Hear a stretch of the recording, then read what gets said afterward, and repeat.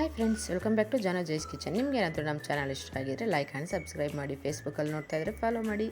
ಬನ್ನಿ, ನಾವು ಇವತ್ತೊಂದು ದೋಸೆ ರೆಸಿಪಿ ಟ್ರೈ ಮಾಡೋಣ. ಬೀಟ್ರೋಟ್ ದೋಸೆ ಫ್ರೆಂಡ್ಸ್, ಹೇಗೆ ಮಾಡೋದು ಅಂತ ನೋಡೋಣ. ವೆರಿ ಕ್ರಿಸ್ಪಿ ಆ್ಯಂಡ್ ಟೇಸ್ಟಿಯಾಗಿರುತ್ತೆ ಫ್ರೆಂಡ್ಸ್.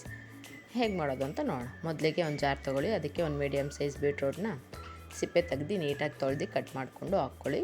ಹಾಗೆ ಅದಕ್ಕೆ ಶುಂಠಿ ಮತ್ತು ಖಾರಕ್ಕೆ ತಕ್ಕಂಗೆ ಹಸಿಮೆಣ್ಸಿನ್ಕಾಯಿ ಹಾಕ್ಕೊಂಡು ಒಂದು ಸ್ವಲ್ಪ ನೀರು ಸೇರಿಸಿ ನುಣ್ಣಗೆ ಪೇಸ್ಟ್ ಮಾಡ್ಕೊಳ್ಳಿ.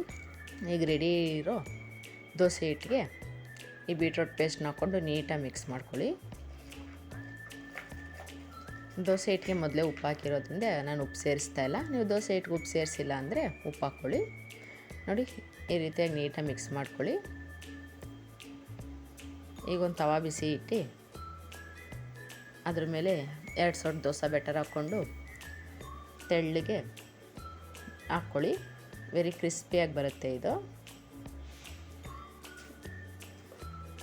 ನೋಡಿ, ಈ ರೀತಿಯಾಗಿ ನೀಟಾಗಿ ಹಾಕ್ಕೊಳ್ಳಿ.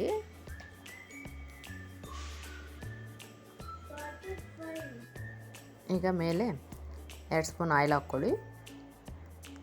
ಆಮೇಲೆ 1 ಸ್ಪೂನು ಇಲ್ಲ 2 ಸ್ಪೂನ್ ತುಪ್ಪ ಹಾಕ್ಕೊಳ್ಳಿ. ಟೇಸ್ಟ್ಗೋಸ್ಕರ ತುಪ್ಪ ಹಾಕೋದ್ರಿಂದ ಒಳ್ಳೆ ಟೇಸ್ಟ್ ಸಿಗುತ್ತೆ ಫ್ರೆಂಡ್ಸ್. ನೋಡಿ, ಬೀಟ್ರೋಟ್ ಕಲರು ಟೆಕ್ಸ್ಚರು ಏನು ಸಖತ್ತಾಗಿದೆ.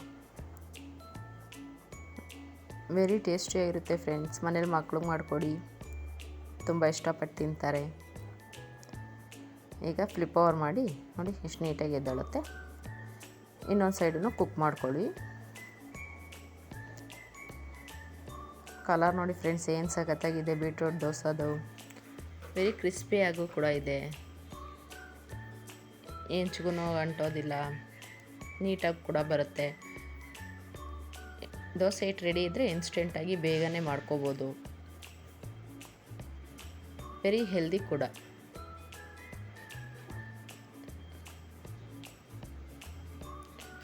ಬನ್ನಿ ಫ್ರೆಂಡ್ಸ್, ಟೇಸ್ಟ್ ಮಾಡೋಣ.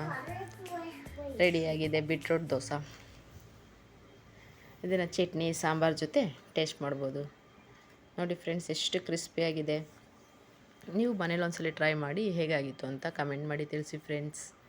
ಟೇಸ್ಟ್ ಹೇಗಾಗಿದೆ ನೋಡೋಣ.